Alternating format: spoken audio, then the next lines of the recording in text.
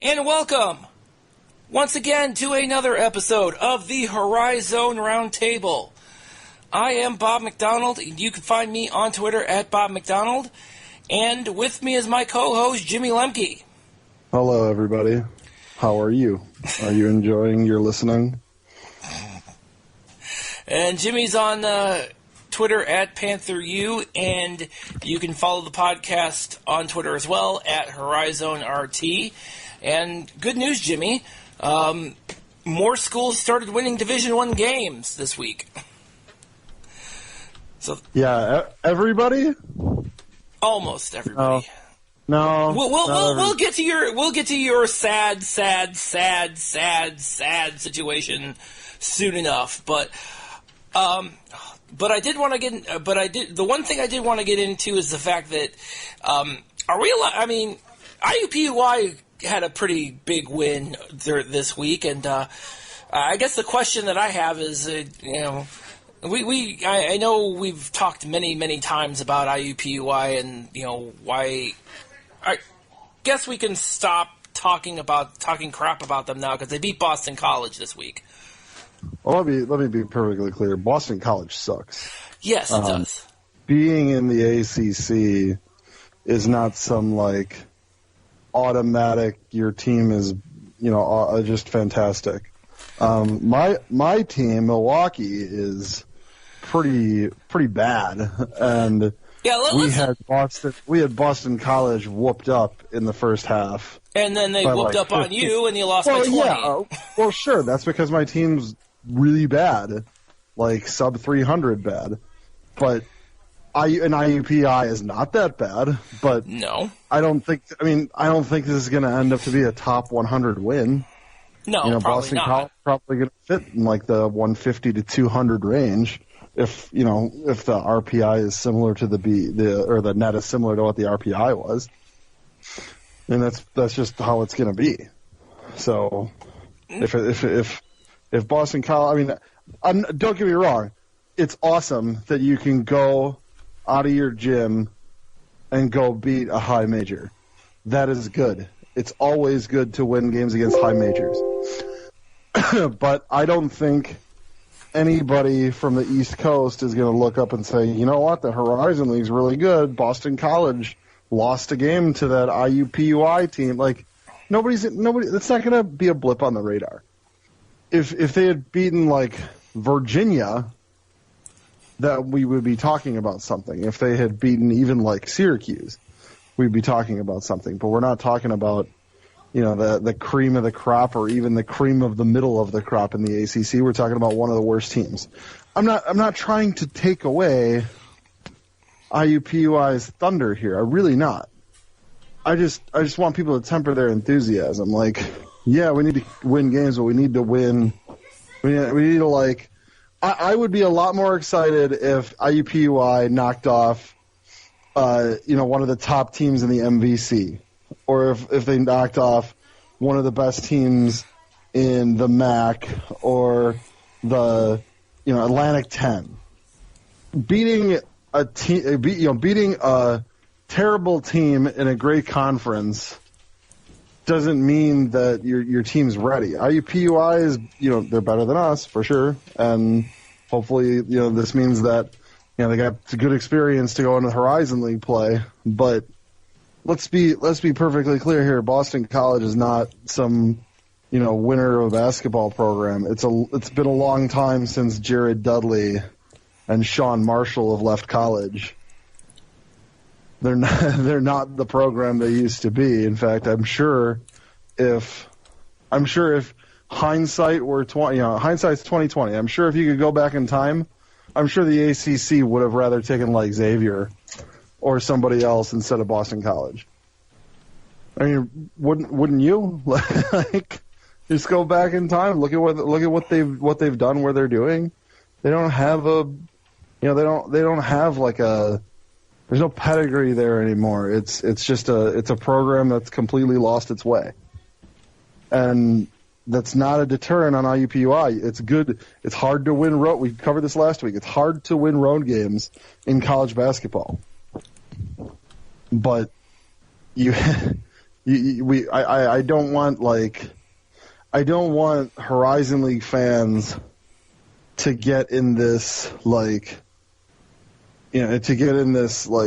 mode where we're celebrating wins over bad teams in better conferences, because that's a slippery slope. It's a real slippery slope. We're only a few steps away from getting excited about, Youngstown beating Kent State if Kent State's like a middle of the pack team in the MAC, just because it's a better conference. You have to hold your conference to a higher standard, and beating Boston College, good. It's good for them. Let's get to winning some games, because, like you said, this week the conference started to finally win some Division I games.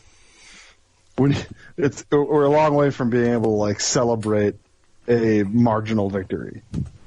And that's kind of where I'm coming from on that. I agree with the fact that Boston College is not a great program. If I had an equivalent program at one of the other high major schools, I would probably equate them to maybe DePaul, probably. Sure. Yes, because DePaul, who I know at least 2 Horizon League teams will be playing this season, and I openly question why they're in the Big East and have for many, many years. But there they are still. I don't know. But I think what it comes down to is the fact that you have for me it's about progress, and the progress is it's not necessarily about the team that they're playing. I mean, yes, it's an ACT team, but it is Boston College. But it's all about, to me at least, it's all about the fact that they went on the road in a relatively hostile environment. I don't know what Boston College's home court is like, but they went into a relatively hostile environment and they came out winning. And for the Horizon League, especially in the first week of the year, that has not been the case. It's been kind of tough sledding for them. So, for me, any little bit helps. And so I don't consider that, while, you may not consider a win against a Boston College team that may or may not, probably will finish at the bottom half of the ACC, I don't consider it a small deal. I consider it a road win. I consider it a road win against the power. I consider it a road win, and that's something that this conference needs desperately. And so this conference needs desperately throughout the rest of the non-conference slate. And they're not getting it from everywhere, but they are going to get it. But anytime they do get it, it is very, very important. Yes, absolutely. So that's why you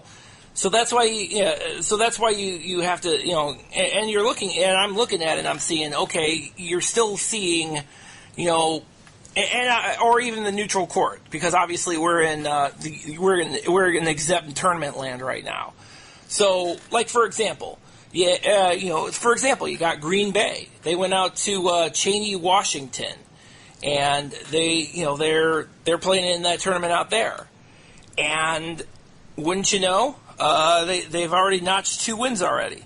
One against Eastern Washington and one against who the heck did they play yesterday? One against Morehead State. Are these, what kind of teams are these? I don't know. But the important thing is they went in there and they won they won those games. And I think in order for the Horizon League to do better, it's got to be get those road wins.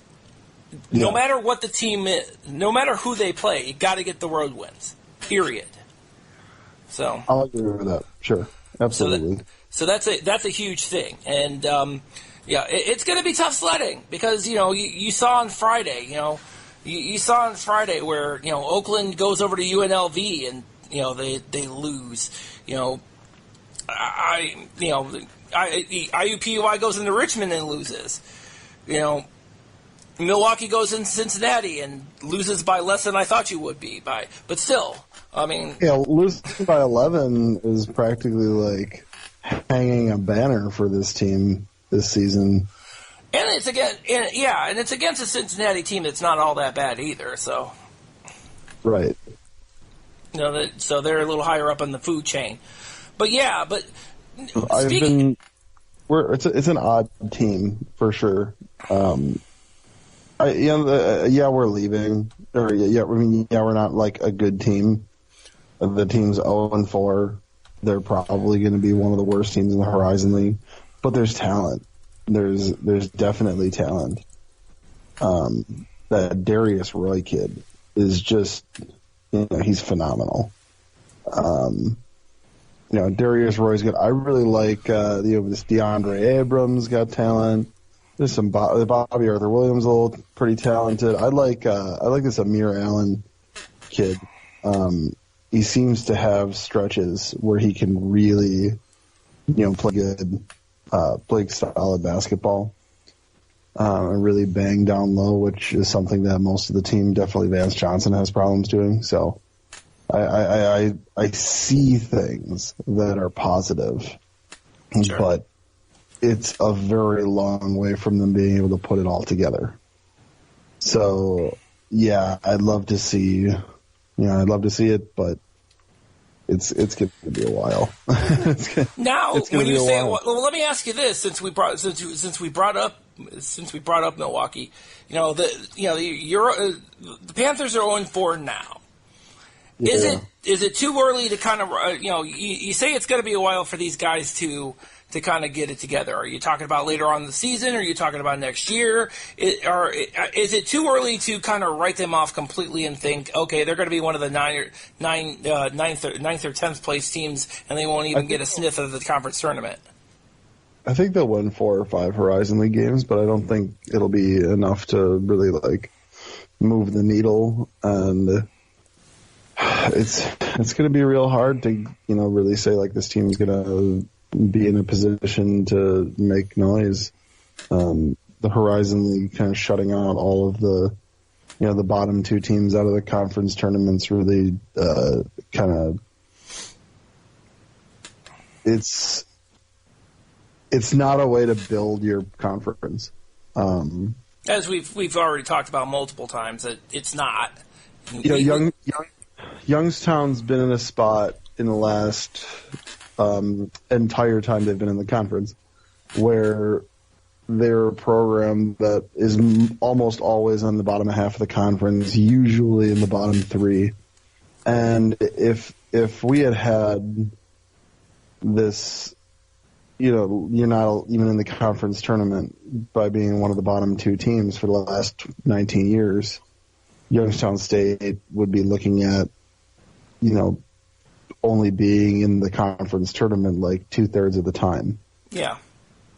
And it's really hard to build a program when you can't get that postseason experience. Mm-hmm.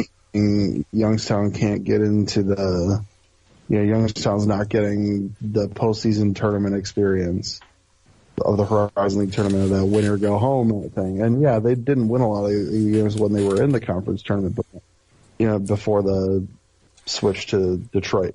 And and truth be told, that's a team as inexperienced playing together as it is, because they got a bunch of new faces on there, plus their primary scorers are 2 sophomores. That's a team that's a team that would need that tournament experience. And right. Not to say that they wouldn't make it this year. I don't think they're in as bad a position this year as everybody thinks they are. Although they did get around to winning a Division I game finally. So congratulations to them. I don't think they're anywhere near as bad as, say, Detroit. I don't think, given kind of early on what's going on with Milwaukee, I'm sorry to say, I don't think they're anywhere near as bad as Milwaukee this year, even. No. But to your point, that if you have one of those, to your point, if you have a team like that, potentially, or even, again, using a more Youngstown State that's had this issue for many years. Detroit, who is going to go through it at least has gone through it a couple years already, and potentially is going to go through it this year and maybe even next year. I'm not sure about next year though. The shutdown outlet, and I guess the other question that I have too is, and maybe we can probably shelve this for another episode, but is this a permanent solution? Is this a permanent thing that they're doing, or is this a thing that they just threw together because of the way that how they weren't able to get games at Little Caesars Arena? I guess that's my question. Is this a format that just got thrown together? And I think it was, personally. I think John LeCrone is a guy who kind of just is a little bit of. He's got a little bit of mow. It's constant revolution that he's looking for. Mm-hmm. He's always trying to figure out the next way to move the needle, and the problem is that it's just not. It's not It didn't need to be moved 5 moves ago. So no. It seems like he's trying to fix a problem that doesn't exist. Or I think you hit the nail on the head, is that they probably couldn't get the dates at Little Caesars Arena, and then to save face, they're like, oh, we'll play the first round here, and then afterwards we're going to go to the arena. We'll go to the LCA. Well, see, that's the other question that I have, because in years past, that first round game was at campus sites, but then they had to double bye even still. So I don't know. It's like I said, we'll probably beat this one to death for many for many episodes in the future. And so which would bring now, since we talked about the bottom of the conference, I want to talk a little bit about the top of the conference. I know Wright State kind of had a pretty they lost by 19 to Murray State, but then they turned around and beat Toledo pretty handily. And personally, I think that we talked about games against, kind of the better mid-major teams, and I am of the impression that Toledo is probably one of the better teams in the MAC. And Wright State, and I actually listened to this game a little bit, Wright State looks like they have kind of a really good inside-out combination, just from listening to kind of how they move the ball. I mean, Jesus, and so efficient. I think the first half was, I think there were maybe only a handful of fouls got called in the first half. They were very efficient on offense and defense. Wright State was, and for them it was kind of a good bounce back game for them. So I would think, I guess my question to you would be, with regards to Toledo, is that would you consider that kind of I know I consider them kind of a little higher up on the food chain in the MAC. I do too. So I consider that a good win. I do too. Yeah. What I was going to say is that Wright State seems to me like they've got they can kind of hit you from a few different angles. Yes. That Cole Gentry is a player. Jesus. Yeah, he is. He's absolutely a player. I think he had 25 against Toledo or something. I don't remember the final. No, he had 30 against Toledo. Oh, he hit the 30 mark. Wow. He was playing his ass off against Toledo. That's he was 30-point games killing it. He was, yeah. I mean, he was everywhere. He was slashing. He was hitting the threes. He was everywhere. The one bit, some of the game, I've noticed that Loudon Love has really kind of blossomed into. I feel like Loudon Love's taken a big step forward this off season. Heading in here. I'm just trying to find the stats from that game because I was listening to this. So he got a double. So against Toledo, he got a double. He had a double. he scored 14 points, but he got 12 rebounds. And he was a beast inside. And so that, I mean, but given our experience with Loudon Love last season, it's not much of a surprise to me. But if you got a combination of Loudon Love and Cole Gentry on those, and then let's also not Bill Wampler. I'm sure I'm butchering his name. Billy Wampler.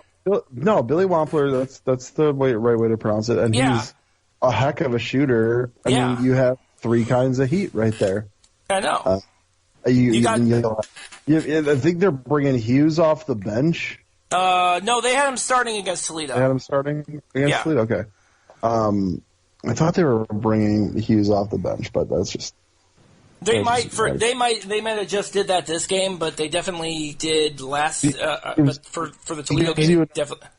He gives you another ball handler. That's what you get out of him. Yeah. If you're looking at high major games that are winnable, Wright State's playing Penn State this week. I'm pretty sure. I think that's this week or next week. That I believe is. Hold on a second. Let me. Yeah, that's on Tuesday. Actually, they're playing. That's one of those Cancun games. So yeah, that's the one. They're playing. And they're playing on the CBS Sports Network. So anybody who has that, have at it there. They're definitely playing that game. They're playing. They're playing in. What is it, the Cancun Classic or what? I can't remember. Cleveland State was in it a few years ago. I can't remember the name of it, though. But, yeah, they played that game. And you're absolutely right. Penn State is a winnable game for Wright State. It really is.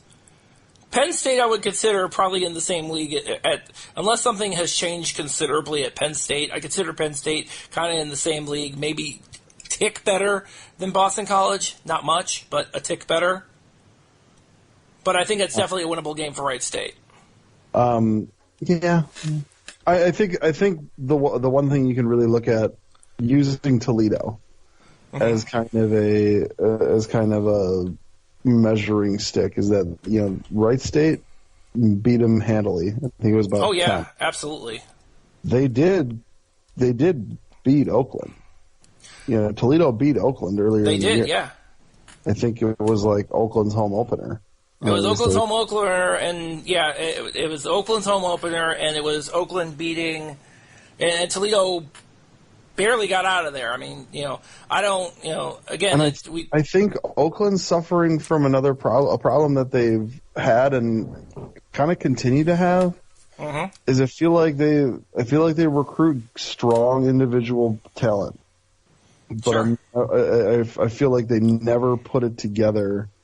I feel like they put it together better than Youngstown does, and Youngstown's always been a program that's always been able to get strong individual talent. Sure.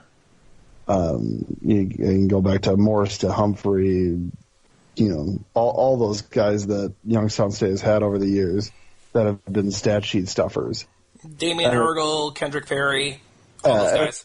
And Oakland does that too. Oakland's got a lot of guys where they'll have a bunch of guys averaging double digits. They'll have guys that will average double doubles, and they're strong individual talent. But I just don't think they've got a team, and maybe that'll come over the season. But it's definitely something that hasn't come until up to now. Yeah. And I'm talking about up to now, like since they've been here. Mm-hmm. Greg Campy, I'm a huge Greg Campy fan. He's a great personality. Recruits fantastic. He's very savvy. I mean, that the Motor City Madness had his fingerprints all over it. Of course. But if I'm an Oakland fan, I'm wondering when are they going to put it all together? Are the mid majors have gotten ahead by getting these strong 4-year players, and it seems like Oakland always kind of is close, but not quite there, all the time. Mm-hmm. Yeah, they've got talent. They can win some games, and they have enough talent where they can be top 2 in the conference.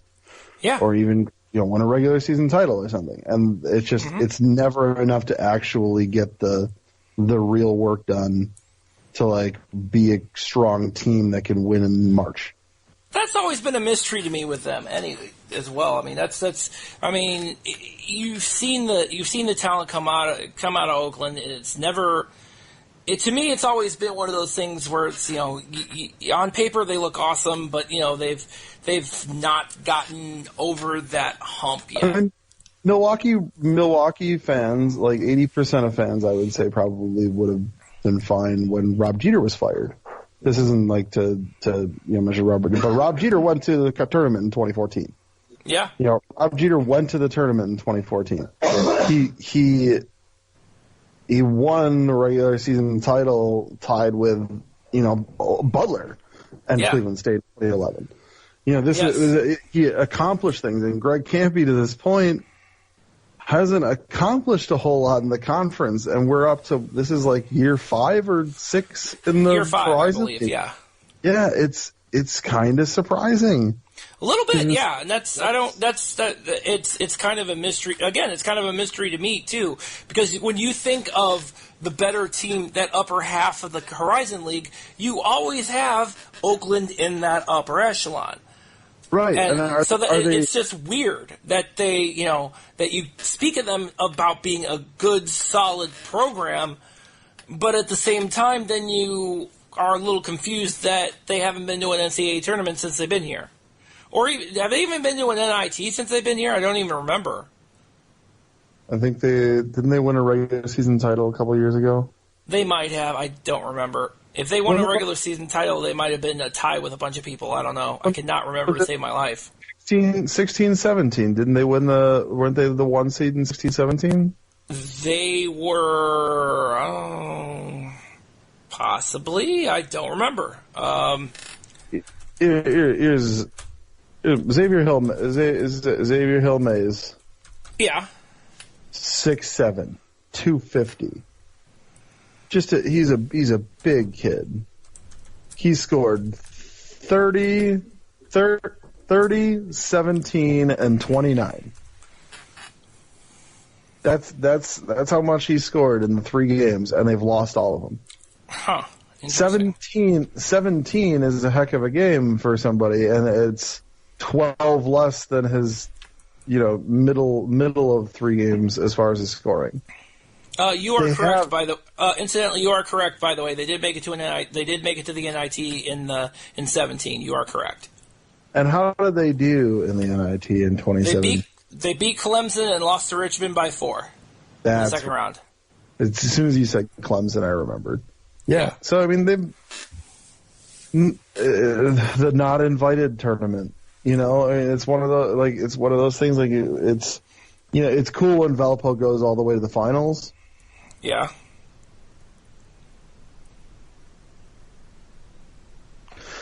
It's cool when Valpo goes all the way to the finals, but people don't remember that we lost to Northwestern in 2011. Like they don't remember that. Most of our fans don't remember that. No. So, yeah. Well, yeah. So I mean, for in Oakland's case, this probably will be one of those years where it's not going to make a difference because nobody really knows what's going to come out of Oakland this year. I mean, for me, I think they're it's looking more and more leaning more towards the rebuilding part of the I don't know spectrum. Because let's be honest, I don't think anybody really had an idea of where they were going to be in the conference. So we're talking about how I mentioned several times that college basketball is cyclical, and one way that Oakland has always been able to maintain one of the top programs in the conference, as far like year to year, is that they've been able to just bring in a lot of individual talent, and sometimes it's a lot of fifth-year seniors or transfers that don't have a lot of time. Yeah, and that means they have to reset a lot. Yeah. They don't have they're never, it doesn't seem like Oakland's ever built. There's never a team one year where Oakland's got a starting 5 of 4 guys are seniors who played since they were freshmen. One guy's a junior who's played since he was a freshman. like they seem to get a lot of transfers, and I think that if I were to kind of diagnose Oakland's problems there, I would say that it's not like can't be coaching badly. I would say that it's Oakland in recruiting will go for the immediate talent to cover big spots in their team instead of putting players in and growing them to get there. And maybe we'll see some of that. Maybe we see some of that over time. But that's interesting you mentioned. I mean, and maybe that, and I think of that, and I think of maybe him kind of being. I think of that approach being potentially, I mean, at least in Campy's mind, the answer to kind of the ever growing mid-major issue of kids moving around a lot. Yeah. And I think maybe that was his answer to maybe him heading it off at the pass of, all right, well, if we're all playing the transfer game now, I'm gonna play that game too. But to your point, and don't get me wrong, he's come up with some very, very good. He's come up with some excellent. He's come up with some great. Had some great players come out of that approach. Sure, but to your Damian point, Ergel's a great player. Quinn Humphrey's a great player. Yeah, those are Youngstown State guys who never really amounted to a whole lot as a team. Yeah. Oakland gets better players to plug holes, but they're plugging too many. It seems like every year they're plugging too many holes. Yeah, and it seems like every year instead of having somebody who can step in and be step in and be like a guy who's been there for a few years, who instead there's never that point where like a kid graduates. Like Kendrick Nunn gets replaced by a kid who's now like, their new stud's going to be this guy who's a fourth-year senior and he was like sixth man last year. Like, and he's been there for 3 years. Like this, it always seems like they're turning it over to some hotshot freshmen. Yeah. Or they're turning it over to a second chance transfer like Nunn, or they're sending it, putting it in the hands of some JUCO. It seems like they lack the core like. You want your best players to be kids that have been in your program, have been in your system for since freshman year. You want people to grow through the system so that you're not spending the year, you're not spending the year trying to play catch up and build cohesion, because the teams that do have that, i.e. Wright State, look at what's different between those two teams. Wright State and Oakland are two teams that everybody's expecting to be at or near the top of the conference. Wright State, who do they have that's like a transfer? Billy Wampler, right? Yeah. So Billy Wampler is a transfer, but look at the rest of the program. Oh yeah, absolutely. I mean, they're built. I mean, they've Cole Gentry and Auden Love. You build that around them. I mean, and that's what Nagy has done over there. Just like Brandon is John Brandon is built it around Drew McDonald. And Northern Kentucky would bring them up. Northern Kentucky as a program, what have they done? They have built on players that have been in their program forever. I mean, think of when they got to the tournament. Yeah. Holland was a life for NKU kid. Yeah. A lot of these guys were like most of their team. They did not plug in a bunch like JUCOs and transfers and stuff. They're fine. Take those players. But the problem is when you have a lot of major starting spots and rotational spots that have to get plugged in, because you don't know how kids are going to work together. You just don't know. True. You don't know if Kendrick Nunn is going to mesh with Jalen. You don't know. So no, You don't. Finding out in the middle of the season that maybe these two guys don't work terribly well together is counter to what you want out of your program. Sure. You want to build a program over time and then plug small holes here or there. In 2013-14, when we went to the tournament, it was Malcolm Moore. Malcolm Moore was a kid who didn't play like half the season after transferring as a fifth-year senior transfer from UTEP. He was a small hole to plug. Everybody else was somebody who had spent a couple of years or was in their second year. Like, it was just there wasn't a whole lot of need for somebody to step in and score 25 a game as a transfer. Yeah. And how is that person going to mesh? Because that person's going to need the ball in their hands a lot. Yeah, I mean, to your point, even if you do have that, it's interesting you mentioned that because, I have yet to see a Horizon League team that uses that blueprint of the JUCOs and the transfers have that kind of sustained success. I mean, you see them being very good in some instances, but you don't see them kind of making it being perennial NCAA tournament. If you were just looking at individual talent, if you look at individual talent, is Oakland not the program in the last 5 years? And I'm including Valpo. Is Oakland not the program with the most individual talent over the last 5 years? Oh, without question. Without question. And by the way, I just want to point out the fact that we keep talking about the guys that he keeps plugging in. The one guy who he never had to plug in is Kay Felder. He was there the entire time. Yeah, and look what happened. And of who's the best player they've had? Kay Felder. Yeah. Who was their kid, man. He was their kid, period. And that was their best team was when he was here. That's true. You see what I'm talking about? He still was some plugs, but it wasn't as much, and they were a better program. You got to grow your team. And from a shortcut. Yeah, well, from that standpoint, you see it happen in Northern Kentucky. You've seen it happen at Wright State, and in both instances. Over the last 2 years, in both instances, Northern Kentucky makes it to an NCAA tournament. Wright State makes it to an NCAA tournament, based upon the way they've approached it. The way that Billy Donlin built the program, it was almost a seamless transition.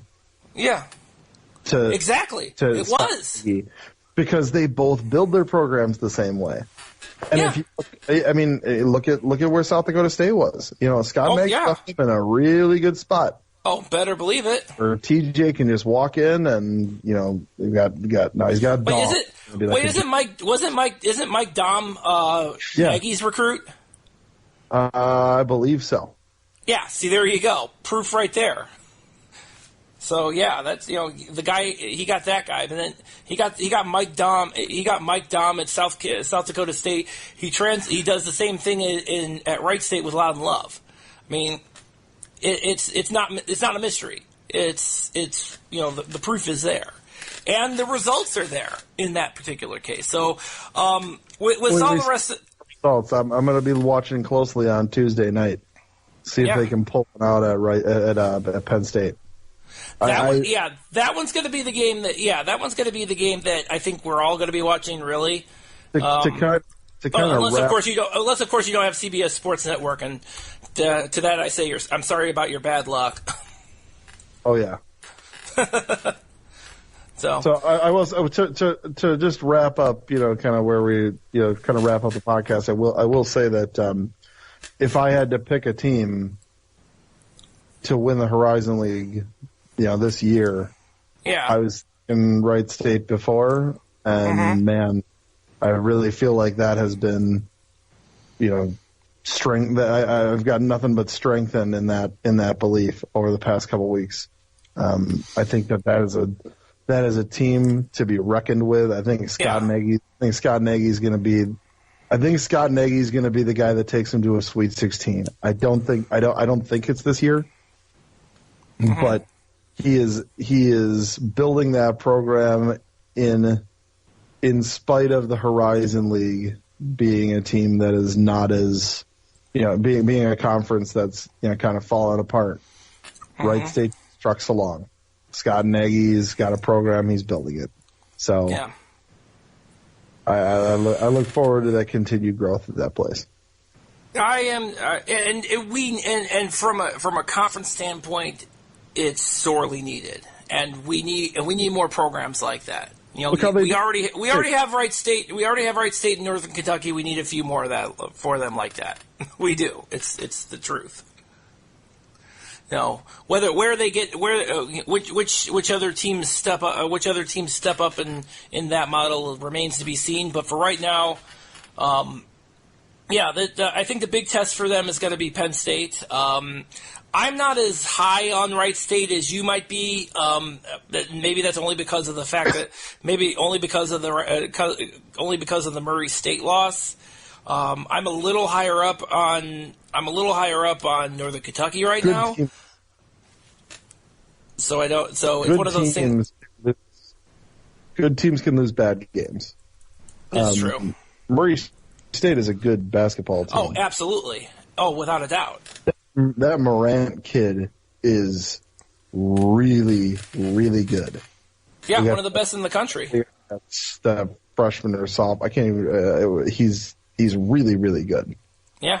And I think he tore Wright State up. And at this point, that's why I say they're going to get torn up. But they're going to get to a Sweet 16. I think under Nagy, but it's not going to be this year.